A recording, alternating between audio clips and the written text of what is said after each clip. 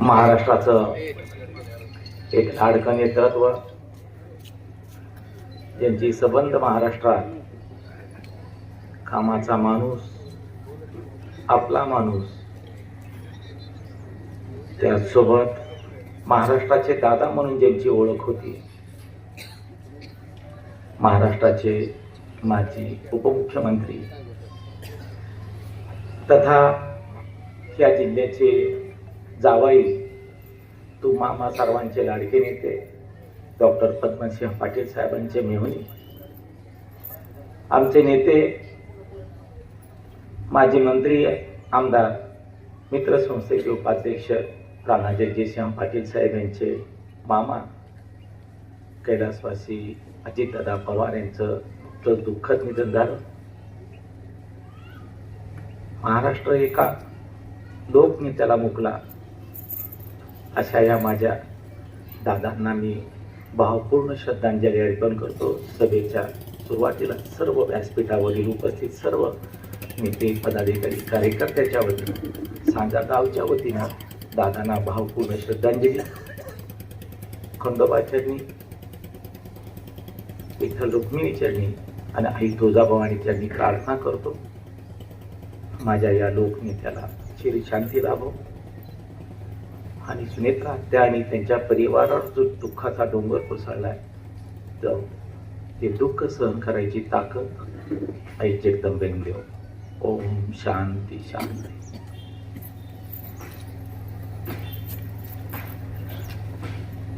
भारतीय जनता पार्टीचे नेते,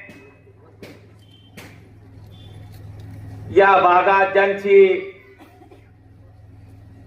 पीक विमा स्पेशलिस्ट म्हणून ओळख आहे, पाणीदार आमदार, मित्र संस्थेचे उपाध्यक्ष माजी मंत्री राणा जगजितसिंह पद्मसिंह पाटलांचं टाळ्याच्या गजरात स्वागत करू. टाळ्या जरा जोरात वाजल्या पाहिजेत. बोजगुडे किराणा स्टोअरच्या समोरच्याने सुद्धा वाजविल्या तरी काही हरकत नाही, कारण तुमच्या टाळ्याच्या आवाजातनं तानाजी आणि आशाताई आणि गोरे साहेबाला एक मतदान वाढणार आहे. जोरात टाळ्या.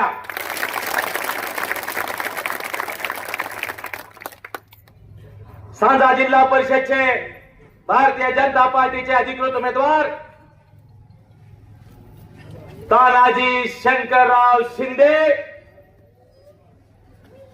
सांजा पंचायत समितीचे अधिकृत उमेदवार, या पंचायत समितीची एकमेव आशा जर काही असेल तर ती आपली आशाताई भारत विधाते आणि आपल्या चिखली पंचायत समितीचे उमेदवार, ज्यांच्या माध्यमातून दादांचा सतत सांगत असतात. दादा काय, दादांचं ओळख आहे काय म्हणून दादाला ओळखतात लोक. मी मनात मला सांगितलं, टाळ्या कमी नको आणि आवाज लहान नको. काय म्हणून ओळखतात दादांची ओळख? तसा विकास विठ्ठल गोरे या तिघाही उमेदवारासाठी दादा आणि माझे समस्त कार्यकर्ते, पदाधिकारी या ठिकाणी उपस्थित आहेत. उपस्थित असलेले सांजा आणि गटातील कार्यकर्ते, बंधू भगिनी आणि माझा आवाज ऐकत असलेल्या माय माऊलीनो, दादा येताना सांजा सिटी पॉइंट नावाचा एक पॉइंट आहे, तिथनं सांजाची शिव सुरू होते. दोन्ही साईडनं बाटल्याचा खच दिसत होता. दुसराच सुगंध पसरलेला होता. त्यावेळेस मला लक्षात आलं, तुम तो ठहरे परदेसी, साथ क्या निभाओगे. दादा काल या ठिकाणी एका लोकप्रतिनिधीची सभा झाली आणि त्या सभेमध्ये नेहमीच रटाळ भाषण. मला तर वाटतंय कधी कधी ह्यांना जर चिठ्ठी दिली एखाद्या कार्यकर्त्यानं, पद्मसिंह पाटील, राणा पाटील, आदरणीय अर्चनाताई आणि मल्हार दादा ह्यांचं सोडून भाषण करा, तर हे लगेच उठून म्हणतील इठल इठल इठल इठल. काय कमाल आहे की या भागाचा विकास करायचा ठेका आम्ही घेतलाय. सतत विकास कोण करतो तर आम्हीच करतो. तरी नसीब टायरवाला माणूस आपल्याकडे, नाहीतर लय पंचायत झाली असते. मी तर कालपासून विचार करलोय ही जर टायरवाला समोर असता तर रात्री 12 वाजता हॅलो तानाजी, सांज्याच्या पुलाच्या तिथं जी खड्ड आहे त्याच्या शेजारी मोटरसायकल, पुढचं नाही सांगत, पण शंकररावांनी कमाल केली, तानाजीच आपल्याला दिलाय. मला दुसऱ्याबद्दल काही बोलणार नाही, परंतु एकीकडे विकास करणारा नेता आणि दुसरीकडे नुसता गप्पा मारणारा नेता. कुणाला निवडायचंय, कुणाच्या नेतृत्वाखाली धाराशिवची जिल्हा परिषद आणायची आहे, पंचायत समिती आणायची आहे, हा प्रश्न विचारण्यासाठी साधा गावात आलोय. कुणाला निवडणार आहात तुम्ही? मी काय सांगितलं, माझा एकट्याचाच आवाज मोठा होऊन जमणार आहे का? आम्ही उन्हात आहेत, तुम्ही सावलीत आहेत. तितके तर हुशार सांजेचे आमचे नेते. पण उन्हात जरी असलो तरी या माझ्या सर्वसामान्य भागातील, ग्रामीण भागातील जनतेवर मायेची आणि विकासाची चादर पसरायचं काम राणादादा करतायत. कधीही तुम्हाला उन्हात बसू देणार नाहीत, विकासापासून दूर ठेवणार नाहीत. कारण जन्मजात हक्क त्यांचा सर्वसामान्य माणसाला ज्या आधुनिक भगीरथ म्हणून डॉक्टर पद्मसिंह पाटलाची ओळख आहे, त्याच आधुनिक भगीरथाचा वारसा राणादादा घेऊन या ठिकाणी येत आहेत.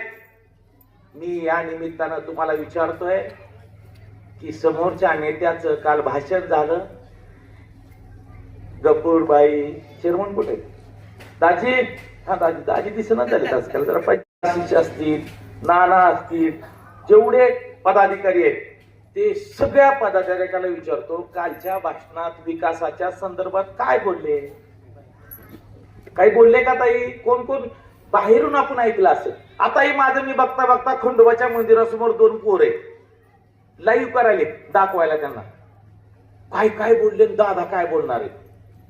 नंतर मग दुसऱ्या ठिकाणी जाऊन त्याची चर्चा करणार आहे. मी या निमित्तानं सांगतो तुम्हाला की आम्ही विकासाची गंगा सर्वसामान्य माणसाच्या, गोरगरीब जनतेच्या वारी वस्ती तांड्यावर घेऊन जाणारी माणसं आहेत. सतत काहीतरी दूषण देणं, काहीतरी बोलणं, सबंग लोकप्रियतेच्या माध्यमातून आमचं उद करणं हा आमचा धंदा नाही. आमचा एकच धंदा आहे, गोरगरीब जनतेच्या ताटात जे अन्न वाढलंय, जे पिकलंय ते त्याच्या घरापर्यंत, त्याच्या घशापर्यंत घेऊन जाण्याचं काम दादाच्या माध्यमातून भाजप करताय, महायुती करते. मला दादा नवल वाटलं, आताही आपल्या सभेनंतर, भाषणानंतर भाजप मध्ये प्रवेश घेणार आहे.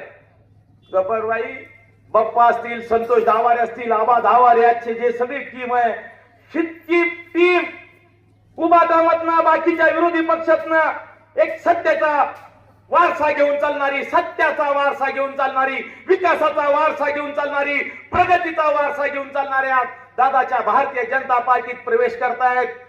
किती लोक करतायत. दादा मागच्या 15 दिवसापूर्वी पळसपेतील राम लाकाळ म्हणला. ज्या पक्षानं रामाचं मंदिर बांधलं आणि ज्या पक्षानं रामाला विरोध केला, त्याच्यामुळं या उबाटामध्ये रामाचं काहीच महत्व नाही. म्हणून राम लाका भारतीय जनता पार्टीत आलाय. रामाला बघून चिलवडीचा श्याम म्हणला, राम जिथं तिथं श्याम. दादा श्याम जाधव रामाला बघून भारतीय जनता पार्टीत दादाच्या सोबत आले. राम जिथं श्याम तिथं तिथं संग्राम म्हणला. यश अजिबात दुसरीकडे नसतंय. जिकडं राम तिकडं श्याम तिथं संग्राम. डोकीचा देशमुखाचा संग्राम भारतीय जनता पार्टीत आले. जिथं राम आला, जिथं श्याम आला, जिथं संग्राम आला, जिथं गफूर आला, जिथं बप्पा आले, जिथं संतोष आला, जिथं आबा आले, सगळं बघून, एवढी माणसं बघून विजय का दुसरीकडे राहणार आहे का? विजय कुणाकडे येणार आहे? कुणाकडे येणार विजय? मग आपल्याकडे नाही, माहितीकडे कमळाकडे, आपल्याकडे नाही. कुणाकडे येणार विजय? जिकडे राम तिकडे श्याम, जिकडे राम श्याम संग्राम, तिथंच सस्तेचा विजय देशमुख. हे विजय सस्ते, विजय देशमुख नाही, सस्ते विजय बापू. सस्ते आज भारतीय जनता पार्टी आले, सगळे टीम आली आहे. याच्यावरून एकच नांदी आहे, एक एक साथीदार, चांगले लाख मोलाचे साथीदार, ताकदीने काम करणारे साथीदार या आमदाराला खासदाराला सोडून जात आहेत. याचं कारण त्यांनी आत्मचिंतन केलं पाहिजे. मी दादाला सांगितलं, दादा इतक्या मोठ्या प्रमाणात या भागातला लोकांचा विश्वास तुमच्यावर आहे, कारण त्यांनी फक्त 13.7 लाख रुपये सांगितले आपल्या जिल्ह्याला, गावाला दिला असेल. किती दिला असेल? 10-5 लाखाचा.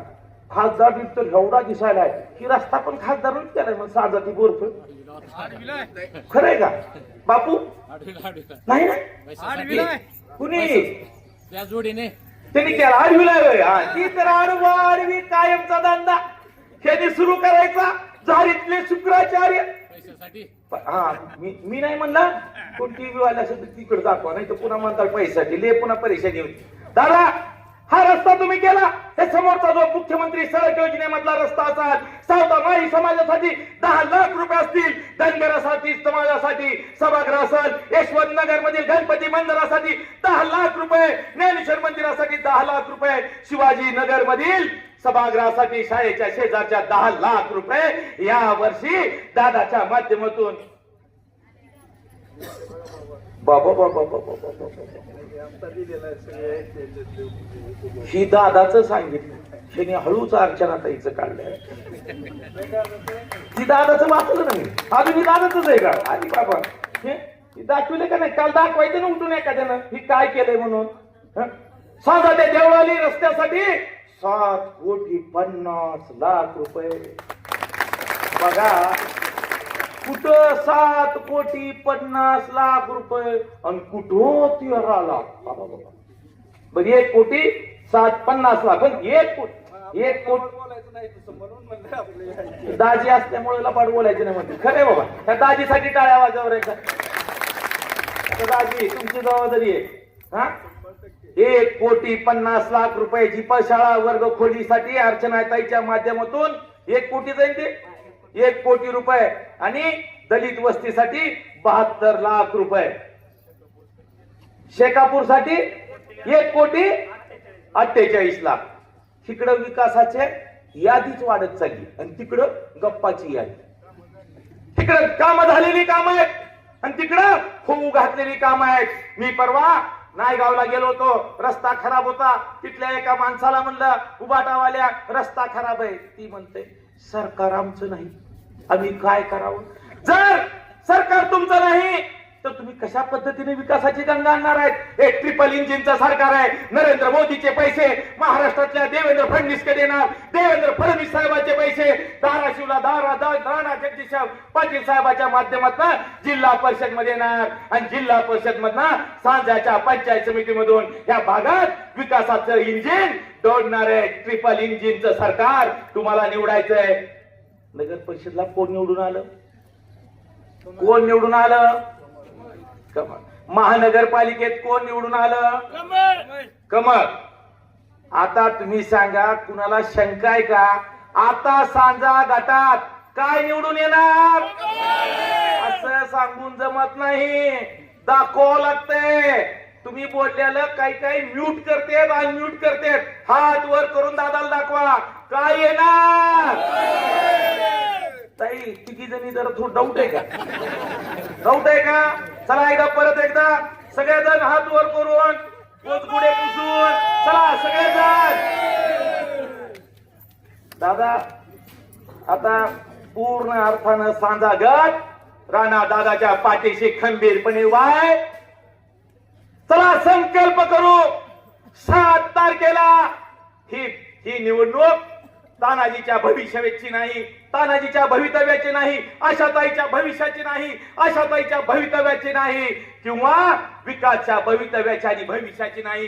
ही निवडणूक राणादाच्या भविष्याची नाही, भवितव्याची नाही किंवा या ठिकाणी व्यासपीठावर उपस्थित असलेल्या कुठल्याही नेत्याच्या भवितव्याची नाही. ही निवडणूक ग्रामीण भागातील सर्वसामान्य गोरगरीब जनतेच्या भविष्याची आहे, भवितव्याची आहे. चला राणादादाला साथ द्या. 7 तारखेला कमळ चिन्हावर चिन्हासमोरील बटन दाबून तानाजी, विकास आणि आशाताईला प्रचंड मताने निवडून द्या. मी शब्द देतो राणादादाच्या माध्यमातून 7 तारखेला तुम्ही कर्ज रूपानं कमळाचे बटन दाबून या तिन्ही उमेदवाराला निवडून द्या. 5 वर्ष या भागाचा विकास करायची गॅरंटी राणादादा घेतील. हा शब्द या निमित्तानं देतो, येथे सांगतो. जय हिंद, जय महाराष्ट्र.